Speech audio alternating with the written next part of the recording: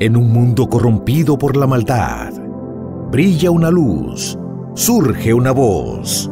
Abba, Padre. Abba, Padre. Abba, Padre. Queremos escuchar tu voz. Abba, Padre. Abba, Padre. Dame tu espíritu, Señor.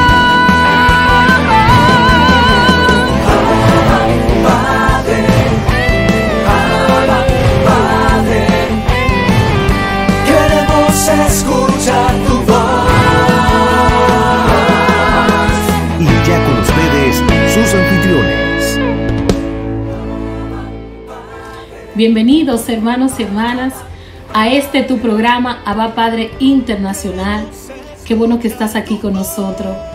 En este día vamos a experimentar un espacio de fe, un contenido lleno del poder, de la fuerza del Espíritu Santo.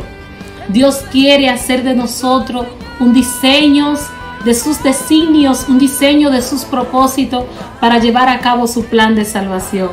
Y en este momento, para que el propósito de Dios en este día se cumpla en cada uno de nosotros, unidos a nuestros hermanos, invoquemos la presencia del Espíritu del Señor.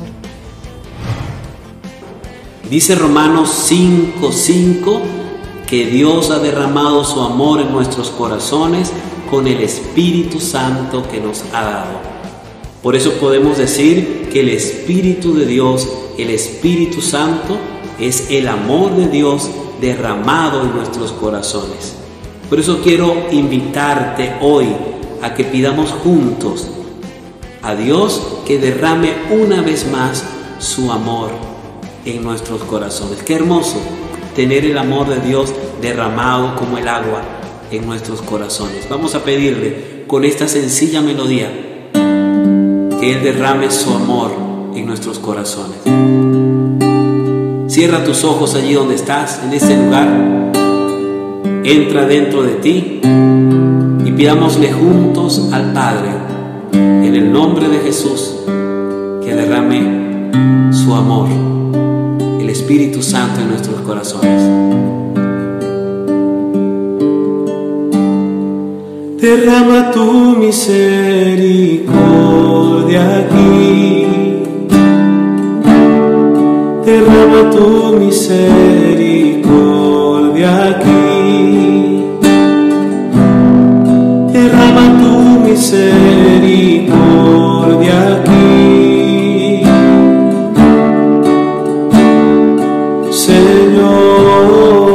Señor, Invócalo conmigo.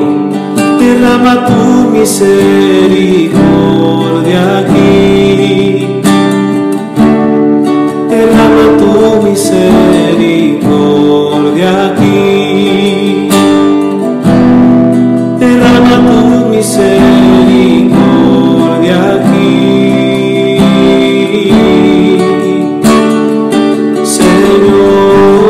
Señor, Vamos a invocarlo una vez más. derrama tu misericordia aquí. Derrama tu misericordia aquí. Derrama tu misericordia aquí.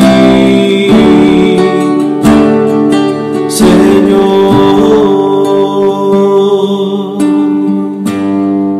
Padre, te pedimos en el nombre de tu Hijo Jesús, el amado, que una vez más derrames en nuestros corazones de hijos adoptivos tu amor, el Espíritu Santo, que es tu amor derramado en nuestros corazones. Porque si tú eres el que ama, si Jesús es el amado, el Espíritu es el amor derramado. Te pedimos, Señor, que derrames tu amor una vez más en nuestros corazones. Como el agua se derrama, Señor, derrama tu amor en nuestros corazones. derrama tu misericordia aquí, derrama tu misericordia aquí, derrama tu misericordia aquí, Señor,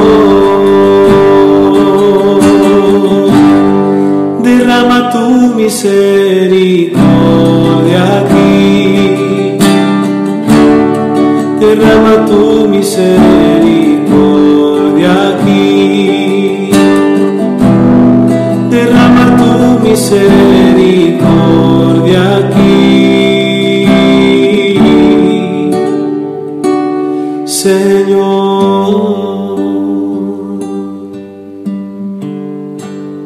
Amén.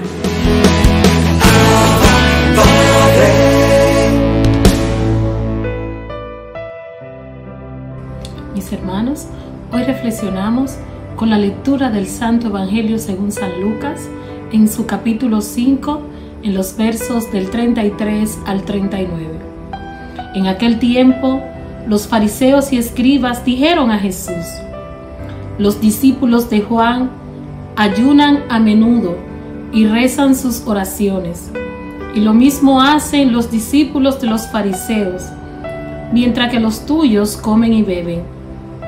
Jesús les respondió: ustedes no pueden obligar a los compañeros del novio a que ayunen mientras el novio está con ellos. Llegará el momento en que se les será quitado el novio y entonces ayunarán.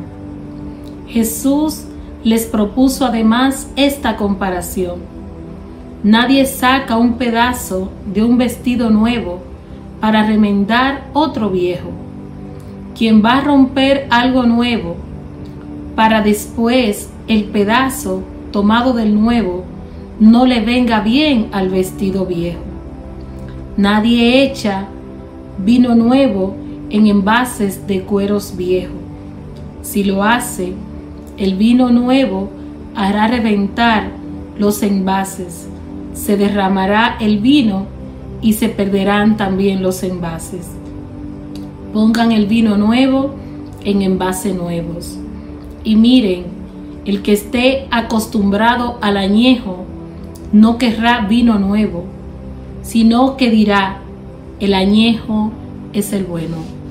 Mis hermanos, esto es palabra del Señor. Vemos en este episodio que nos presenta el evangelista San Lucas la reclamación de los fariseos y escribas a Jesús con respecto a sus discípulos, y hacen una comparación. Hacen una comparación para poner a prueba a Jesús, haciendo referencia a su ley, a la ley mosaica, que era la ley por la cual los judíos se regían como su estatuto, como su estado que los identificaba como una nación religiosa, porque ellos se basaban a la ley mosaica. Y estos se sorprendían y se discutían entre sí: ¿por qué los discípulos de Jesús no ayunan? Los discípulos de Juan ayunaban, los discípulos de los fariseos en la escuela de los escribas también ayunaban, oraban según las oraciones de su tradición judía. Sin embargo, se sorprenden al ver que los discípulos que siguen a Cristo Jesús no ayunan ni oraban según sus tradiciones judías. Y Jesús les responde con mucha propiedad y estando consciente de lo que Él es. Porque el mismo San Lucas en el capítulo 4, verso 2 nos habla cómo el mismo Jesús ayunó y oró. Jesús no es que hace una referencia de que no era necesario el ayuno, todo lo contrario. Que mientras Él esté con sus discípulos, mientras el novio, porque Él es el novio, esté en medio del pueblo de Dios, no era necesario el ayuno. Porque cuya presencia de Cristo, estando con sus discípulos, era más que suficiente, porque era la misma ley del amor, ese pacto de alianza de Dios y su pueblo, la revelación de Dios para con el pueblo de Israel. Y en ese momento los discípulos estaban siendo entrenados, preparados para después de la muerte y resurrección de nuestro Señor Jesucristo, pues salieran a testificar que Jesús había resucitado. Y para ser testigo de Jesús se requiere ayuno, oración, sacrificio, un abandono total a lo que es una vida humana y vivir conforme a las normas y preceptos de nuestro Dios. También nos hace otra comparación de que no es bueno echar el odre viejos en envases nuevos. Aquí hay una anécdota, una paradoja que Jesús nos quiere aclarar a nosotros. Que para que Jesús se derrame sobre ti, sobre mí, en nuestras vasijas, en nuestros envases, tú y yo tenemos que ser una criatura nueva. Nuestro interior tiene que ser transformado, cambiado. Y nuestro depósito, que es nuestro corazón, donde se deposita ese vino nuevo, que representa la alianza de Dios y el hombre, se refiere a lo interior del ser humano. Los fariseos y escribas se están refiriendo a un ayuno carnal, según la tradición de Moisés, para llevar a cabo un rito de purificación por sus pecados, por sus crímenes cometidos. Pero Jesús nos viene a presentar un nuevo ayuno que se refiere de una transformación interior desde adentro, a que nuestros corazones sean depósitos de amor, de misericordia, y que no hagamos las cosas para agradar a los hombres, sino que nuestro sacrificio sea un sacrificio de obediencia. Que mucho más que un ayuno, que tú y yo seamos capaces de obedecer a Dios. No importa las veces que hagamos sacrificio, si nuestro objetivo no es un objetivo de amor que responda al mandato y al llamado que Dios nos ha hecho. Dios quiere obediencia más que sacrificio. Y precisamente en este tiempo de purificación que la humanidad está experimentando, Dios nos invita a que nuestro ayuno sea un ayuno de corazón, un ayuno que ofrezcamos nuestras vidas para agradar a Dios, que podamos testificar como dice San Pablo, y no vivo yo, mas Cristo vive en mí. Este es el ayuno que Cristo Jesús quiere que tú y yo podamos poner en práctica. Bendiciones.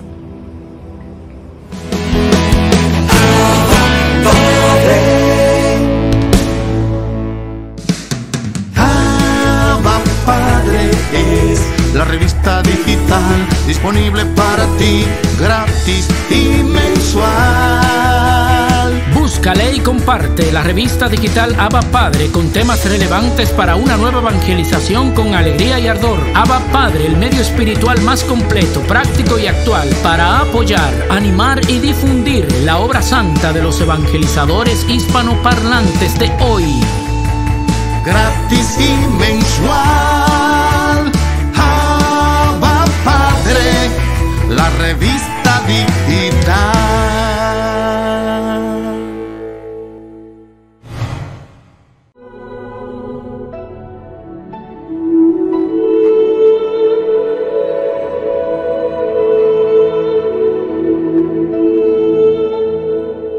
Buenos días, Dios te bendiga. Hoy, 3 de septiembre, la iglesia celebra el día de San Gregorio Magno. Veamos qué podemos aprender de su vida. San Gregorio Magno. Gregorio significa el vigilante. Hay 99 santos que llevan el nombre de Gregorio, pero el más famoso de todos es el que festejamos este día, San Gregorio el Grande, el cual fue elegido papa el 3 de septiembre del año 590. Cuando Gregorio tenía 30 años y Roma estaba siendo atacada por los feroces enemigos, fue nombrado alcalde de la ciudad y en este cargo se ganó respeto y la admiración de toda la ciudadanía. Cuando renunció a la alcaldía, se propuso dedicarse únicamente a la vida espiritual, vendió sus grandes haciendas y repartió entre las familias más pobres el dinero obtenido de esas ventas. Luego, quiso quitar de su palacio todos los lujos y venderlos, y el dinero obtenido fue repartido entre los más pobres. Cuando volvió a Roma, y en su monasterio de San Andrés, en su antiguo palacio, fue nombrado abad o superior, y muchos jóvenes se fueron allí a rezar y a tratar de hacerse santos. Pero sucedió que en ese tiempo murió el Papa Pelagio II, y el pueblo aclamó a Gregorio como nuevo pontífice. Él quiso salir huyendo.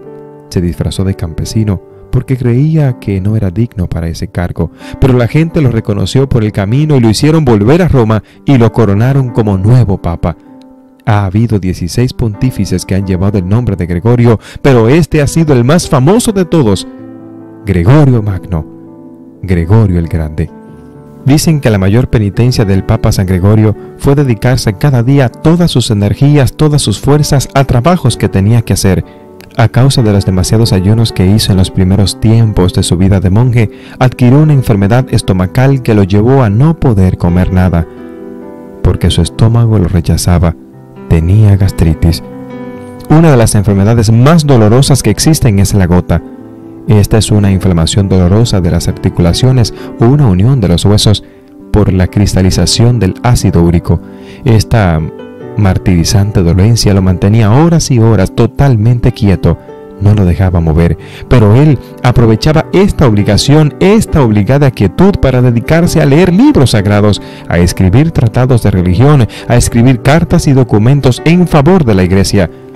Un día, escribiéndole a su gran amigo San Leandro, arzobispo de Sevilla, el cual también padecía de la misma enfermedad, le decía: «Dichosa esta dolencia que nos obliga a dejar de trabajar con el cuerpo, pero para poder dedicarnos a trabajar con el alma».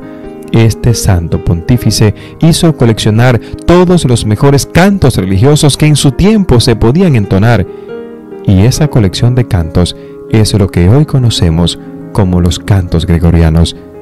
San Gregorio Magno, el vigilante. Como pudimos escuchar, San Gregorio Magno es un ejemplo de oración, es un ejemplo de dar lo que tenemos a los pobres, pero sobre todo un ejemplo de huir de las vanidades de la vida. Este mundo nos ofrece mucha vanidad, mucho orgullo, muchos lujos, pero no está la paz. La paz está en tu corazón. También nos demuestra que en las cosas malas de la vida Dios saca lo mejor. Hoy tenemos las 30 misas gregorianas tan famosas en nuestros días, gracias a San Gregorio Magno. Hoy tú también estás llamado, en primer lugar, a alejarte de la vanidad, del orgullo, de las cosas que te ofrece la vida, para buscar la paz que está en tu interior y también orar por los difuntos. Que Dios te bendiga.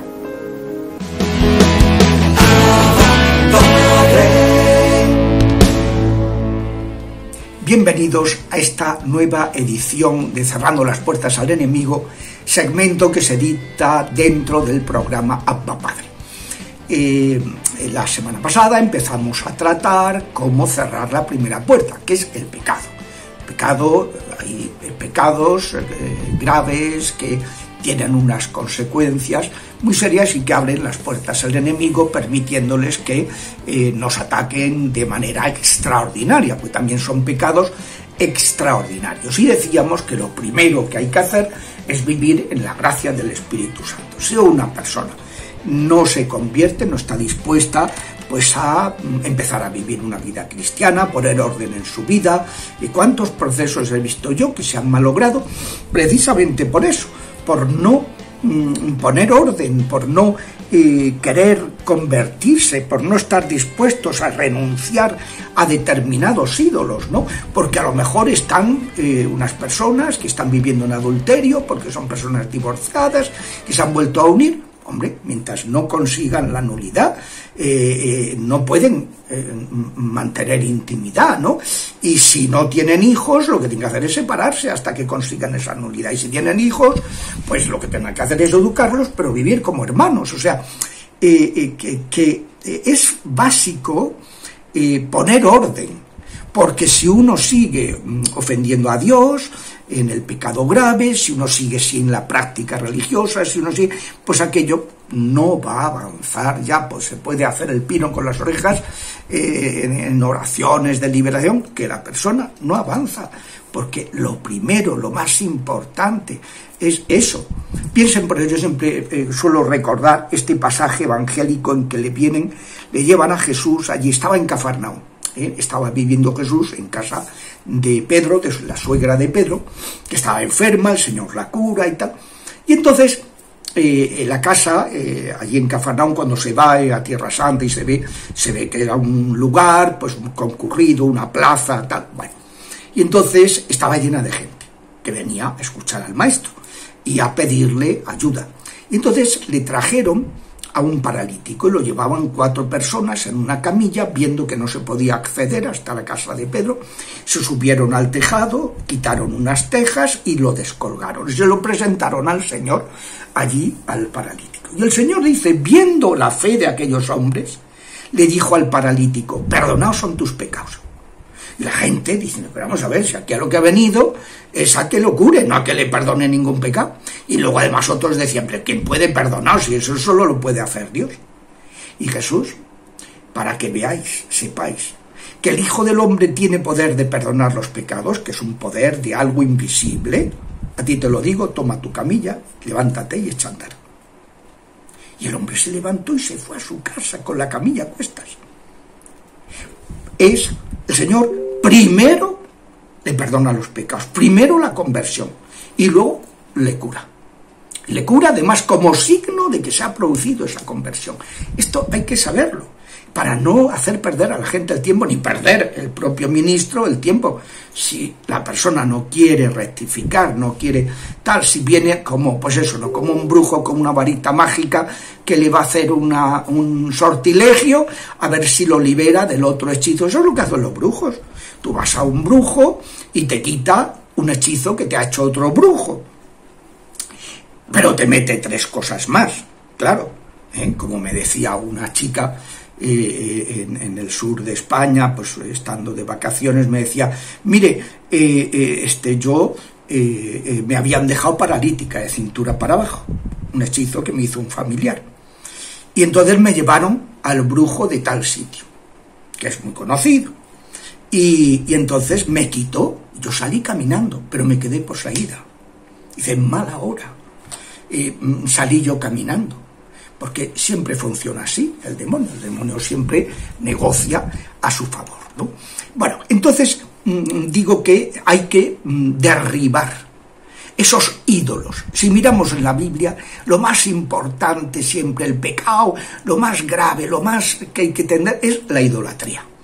Tener otros dioses que en lugar de decir yo creo en un solo Dios, que es el creador de todo y me someto a él, pues no, yo creo que hay otros diosecillos que me pueden proporcionar una parte de felicidad. El diosecillo de la soberbia, de la avaricia, de la lujuria, de la gula, de la ira, de la envidia, de la pereza.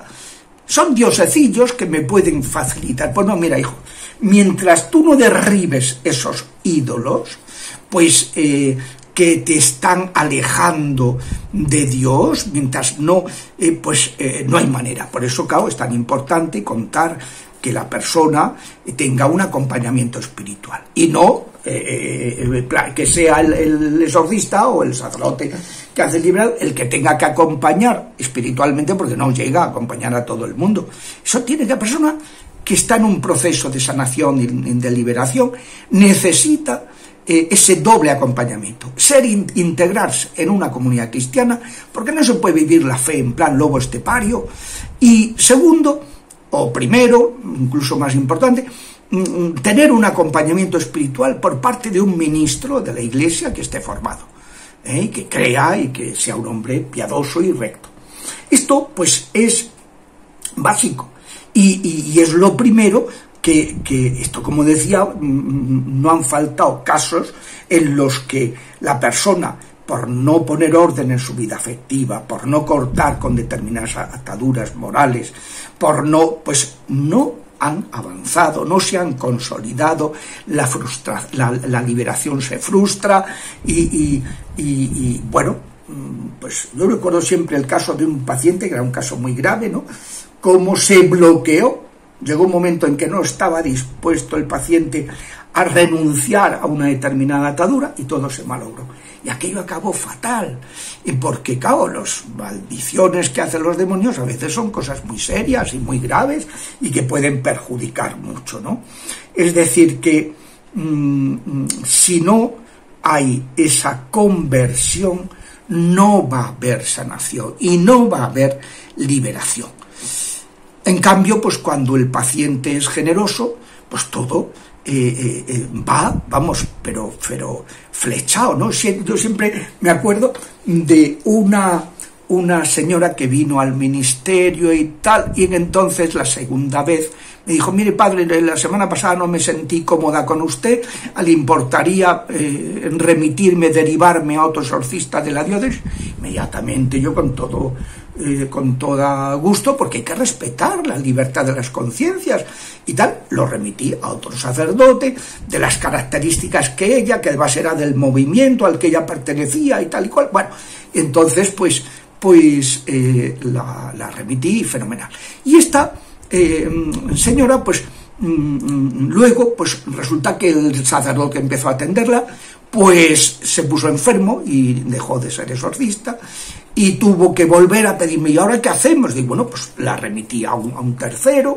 Luego, pues al final, esta persona atribulada, errante, ¿no?, que iba de uno para el otro, al final se quedó sin sacerdote, ¿no?, y que la atendiera. Y entonces vino, y un día pues me pide si yo podría atenderla de nuevo. Y digo, desde luego, pobrecilla, lo mal que lo debe estar pasando al pedirme esto, la vergüenza, después de haberme dicho muchas veces pues que no.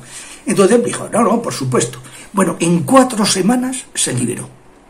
Y cuando eso sucedió, y le recé unas cuantas semanas más, siempre se hace para confirmar, le dije: mira, ¿sabes la impresión? Pues ella me dijo: padre, no noto nada últimamente. Mira, no notas nada, porque creo que es que ya no hay nada, que te has liberado. Y yo creo que te has liberado porque has hecho muy probablemente tal esfuerzo, tal acto de humildad para pedirme que te atendiera, que el Señor te lo ha premiado de esa manera. Dice: padre, eso mismo pienso yo. Y es verdad, cuando somos generosos, el Señor se vuelca. Ese es el primer punto. El trabajar para derribar los ídolos y crecer en vida espiritual. Hasta la semana que viene, si Dios quiere.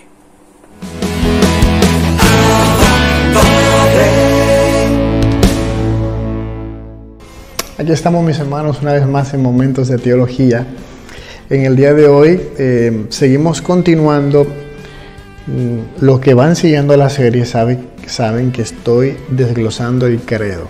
Hemos iniciado hace tiempo ya de desglosar el credo desde el inicio, y ahora vamos por la vida de Jesús. Ustedes saben que después creo en Jesucristo, su único Hijo, nuestro Señor, que fue concebido por obra del Espíritu Santo, nació de Santa María Virgen.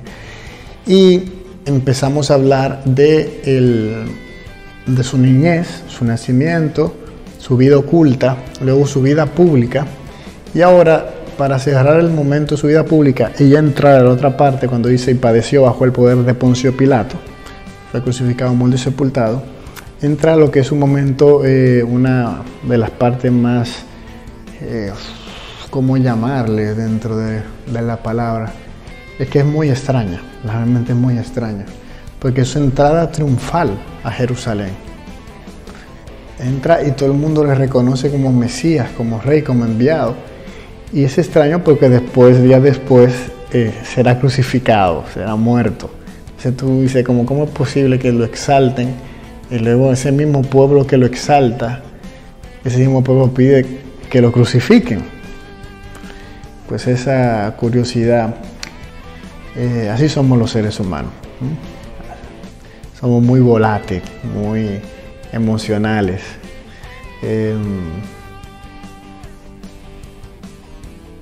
Por eso nos entra mucho la duda, la distracción. Y todo eso por no estar aferrado al Señor, por no estar cerca de Él, que nos pasan estas cosas, por creer que somos autosuficientes o por querer que Dios tiene que ser un Dios a nuestra manera, a nuestro querer, y a veces no dejamos de ser Dios lo que Él es. Entonces cuenta la palabra de esta subida de Jesús a Jerusalén. Es como Él tiene 2 asunciones, esa asunción a Jerusalén y luego esa asunción gloriosa, 3 asunciones. La asunción a Jerusalén, la asunción al madero y la asunción gloriosa a los cielos. Él se afirmó en su voluntad de ir a Jerusalén. O sea, lo querían, saben, sus discípulos, decían que no fuera a Jerusalén, porque sabían, él ya le había profetizado lo que iba a pasar. Pero él manifestaba con esta decisión que él estaba dispuesto a morir. En 3 ocasiones había repetido ese anuncio de su pasión y de su resurrección. Curiosamente, él no nada más decía voy a morir, sino él también era consciente de que iba a resucitar. Y al dirigirse a Jerusalén, les dice, no cabe que un profeta perezca fuera de Jerusalén. Y Jesús recuerda el martirio de los profetas que habían sido muertos en Jerusalén. Sin embargo, persiste en llamar a Jerusalén para reunirse en torno a él. Y él usa esa frase tan icónica: ¿cuántas veces he querido reunir a tus hijos como una gallina reúne a sus pollos bajo las alas y no habéis querido? Y cuenta la palabra que él llora sobre Jerusalén cuando la ve de lejos. Y le dice, si conocieras el mensaje, en este día el mensaje de paz, pero ahora está oculto a tus ojos. Imagínense eso, el Señor viendo a la ciudad de Jerusalén, causando esa tristeza porque él sabía lo que ellos iban a hacer. O sea, iba a ver esas dos cosas, la proclamación, y esas mismas personas le iban a condenar. Entonces, ¿cómo va a acoger Jerusalén al Mesías? Jesús, si se fijan, siempre rehuyó esas tentativas a proclamarlo rey. Saben que varias veces querían hacerlo, como cuando hizo la multiplicación de los panes, y él se ocultaba, él se echaba a un lado, él se desaparecía, él se escondía, porque él no quería ese tipo de proclamación de su reinado. Él sabía que él era rey y el reino de él no era de este mundo. Y él también elige cómo preparar los detalles de su entrada mesiánica en la ciudad de David, su padre. Y él es aclamado como el hijo de David que trae la salvación. Por eso la gente dice, Hosanna, Hosanna, bendito el que viene. Hosanna significa sálvanos o danos la salvación. Pues bien, el Rey de la Gloria entra en la ciudad y lo hace montado en un asno. No conquista a la hija de Sión, que es la figura de su iglesia, ni por la astucia ni por la violencia. Él no es así, sino por la humildad que da testimonio de la verdad. Por eso los súbditos de su reino aquel día fueron los niños, los pobres de Dios, como ya le he dicho muchas veces, los Anawim, que proclamaban como los ángeles, lo anunciaron a los pastores cuando él nace. Y esa aclamación, bendito el que viene en nombre del Señor, ha sido recogida por la iglesia. Por eso en el Sanctus, que es el canto antes de la consagración de las especies eucarísticas, y la liturgia para introducir a lo que es el memorial de la Pascua del Señor. Ustedes saben que la Santa Misa es ese memorial. Hagan esto en memoria mía. Y es tan precioso, o sea, eso de los niños proclamándolo. Y en una, los sumos sacerdotes, los fariseos le dicen, mira que te están aclamando como si tú fueras rey. Entonces ellos decían como, cállalos. Y él le dice, pues si yo los callo, las piedras lo van a gritar. Y es bonito eso. Jesús es el único momento donde permite que le proclamen como el gran enviado, como el hijo de David, el heredero del trono.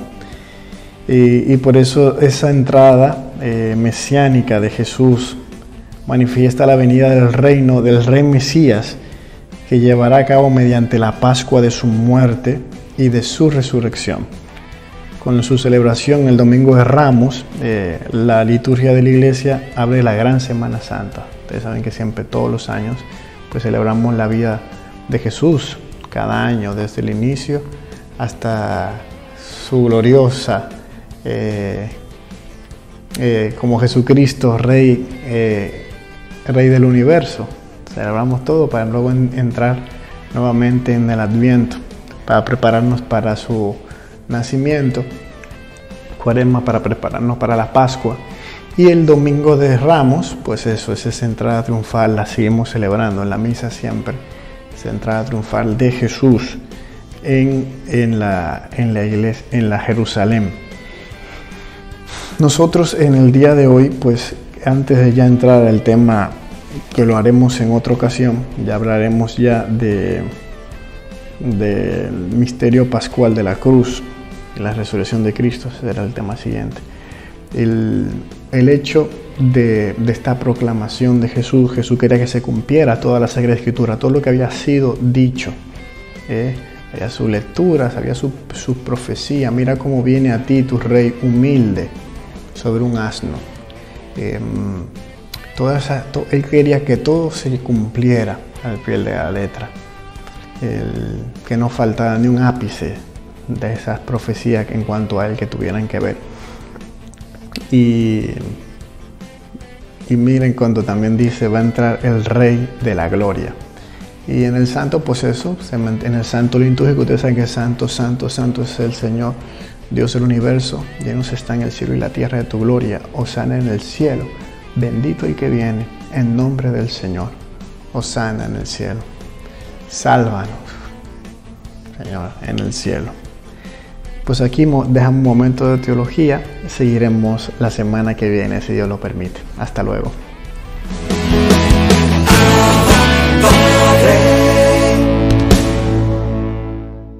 Al Señor me acojo, porque me dicen, escapa como un pájaro al monte, porque los malvados tensan arco, ajustan las saetas a la cuerda para disparar en la sombra contra los buenos. Cuando fallan los cimientos, ¿qué podrá hacer el justo?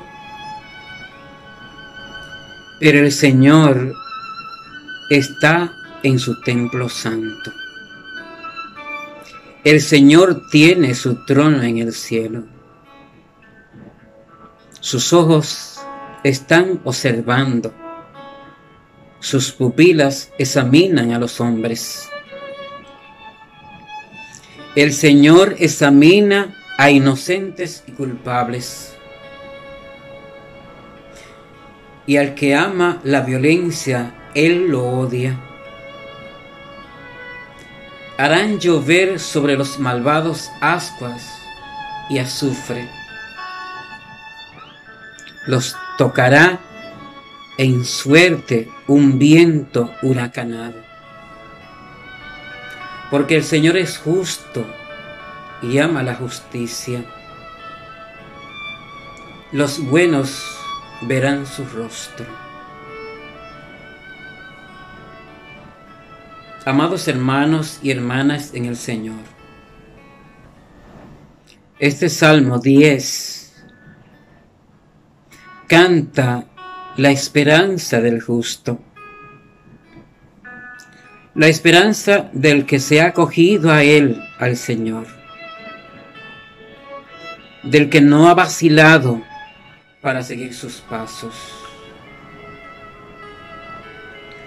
Cuando nosotros leemos las bienaventuranzas, la meditamos, vamos a ver qué es lo que medita el justo. Y la sabiduría de Dios viene a él. Y no solamente que lo medita, sino que vive. El que vive estas bienaventuranzas puede decir que está adherido a Cristo de verdad y que es un cristiano de verdad. Porque el Señor examina a los buenos y a los malos. Pero los malos van para el fuego eterno. Y los buenos van de victoria en victoria hasta la victoria final. El Señor es bueno, es grande y prodigioso. y puede darte cuanto tú necesitas si en ti hay sinceridad y está cumpliendo la palabra del Señor, está andando en su camino. No tiene nada escondido para ti el Señor, y te va a dar lo que más necesites. Cuando tú ores al Señor, examínate primero si en ti, en tu corazón hay maldad, hay traición al Señor. Porque si lo hay, puede estar seguro que tus oraciones son opacadas por el mal que lleva en ti. Pero si tú andas con sinceridad de corazón en los caminos del Señor, tratando de cumplir sus palabras, pues tú serás escuchado y Él te bendecirá. Que el Señor Dios Todopoderoso te bendiga en el nombre del Padre, y del Hijo, y del Espíritu Santo. Amén. Hay un pasaje en las Sagradas Escrituras que me llena de consuelo, de esperanza y de paz. En Juan capítulo 2 dice que se celebraba una boda y la madre de Jesús estaba allí. Esa expresión, esa frase me llena de confianza, de paz, de consuelo. En cada momento de mi vida, en cada situación que estoy pasando, me lleno de consuelo, de esperanza, al saber que la Madre de Jesús está allí. Y ella, cuando está presente en nuestras vidas, no está presente de un modo pasivo, sino de un modo activo. En las bodas de Caná se dio cuenta que faltaba el vino, ¿y qué hizo? Intercedió, oró ante su Hijo Jesús por los novios, por los esposos, para que Jesús hiciera su primer milagro. Por eso, en lo que tú puedas estar pasando hoy, ten la plena seguridad, la plena confianza, y que eso te consuele, que eso te llene de paz. Y di conmigo, la Madre de Jesús está aquí. Como le dijo la Guadalupe a Juan Diego, ¿no estoy yo aquí que soy tu madre?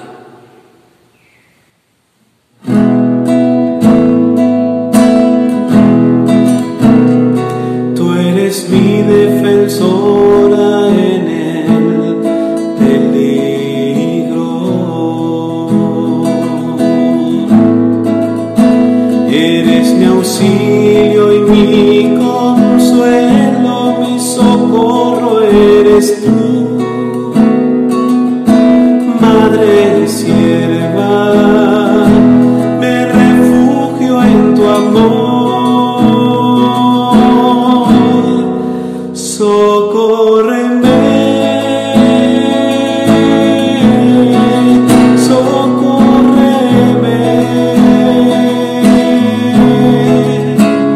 Si me falta el vino, si me falta la fe, socórreme, socórreme.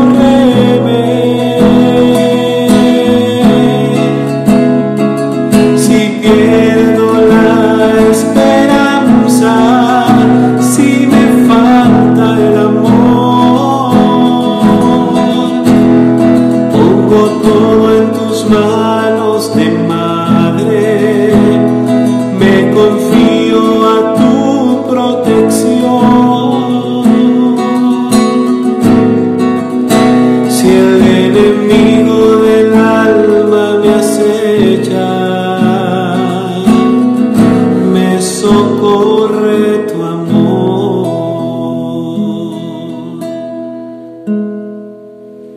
Aunque te sientas mal, aunque te sientas deprimido, aunque te sientas perseguido, yo te invito a poner todo en las manos de María. Ella te socorrerá y te sostendrá. Pídele que te ayude, que te tienda la mano, que te auxilie, que te socorra. Amén.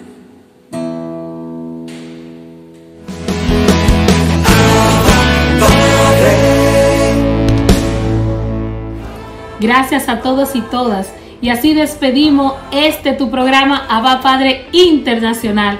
Te invitamos, hermanos, a continuar multiplicando este sistema de evangelización, este nuevo método de evangelización, Abba Padre Internacional y sus plataformas digitales. Comparte con otros esta experiencia de fe y además te reiteramos a que colabores para que Abba Padre continúe evangelizando y llevando este plan de salvación a toda la humanidad. Gracias, hermanos y hermanas. Hasta la próxima.